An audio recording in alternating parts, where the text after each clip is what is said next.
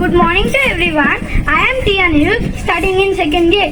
Today I am going to say a story. The story name is The Magical Tree. A long time ago, a little boy was walking through a park. In the middle of the park, there was a tree with a sign on it saying, I am a magic tree. Say the magic words and you will see. The boy tried to guess the magic words. He tried abracadabra, hocus pocus, tantaran, and many more, but none of them worked. Then he tried the magic words which he has learned in the school. First he said, thank you. And the word appeared in front of him. Smile comes on his face. Next he said, please. And the word appeared. After he said, excuse me. And this word also appeared in front of him. Now he said, sorry.